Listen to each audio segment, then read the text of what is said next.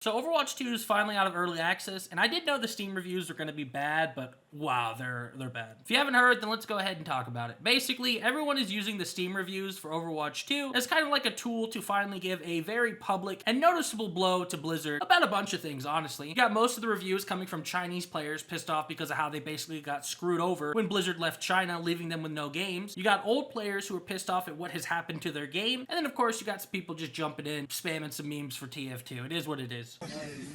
It is what it is. It is what it is. And truthfully, the game deserves the treatment it's getting. And of course, it's sad to see the developers being called lazy. But I think anyone with a brain understands they're not the ones making these dog shit decisions. If Ubisoft or EA made a game that was like Overwatch 2, and they admitted they lied to us like Blizzard has, they'd be skewered. But for some reason, Blizzard still has shills that have refused to admit the state of Overwatch 2. And I think these reviews have finally opened their eyes, to say the least. The game's had monetization issues, it's had balance issues, they lied to us about PvE, matchmaking issues, battle pass issues, shop issues. There's just been so much crap in and around this game. I think the list kind of goes on and on of things you can kind of point to that has probably made players leave, or things that have made players upset. And they've made improvements to some of these things over time, but it hasn't been an amazing 10 months of Overwatch 2. I made a whole video saying Overwatch 2 deserves to fail, yet I love Overwatch. But everything they are or were trying to do to the fans of the game with how it was monetized is disgusting. I think there should be a penalty or a punishment for when a company admits they've been lying to everyone after ruining a perfectly good game with microtransactions. I've seen some people online blaming content creators for doom posting. I think that's just nonsense. Ultimately, the game deserves the criticism and treatment it's been getting the past 10 months. Of course, it's not the worst functioning game ever. There's a lot of truth in some of those reviews. And them getting the #1 worst rated reviewed game ever on Steam is a pretty fitting punishment considering all the things wrong with and around the game. But sir,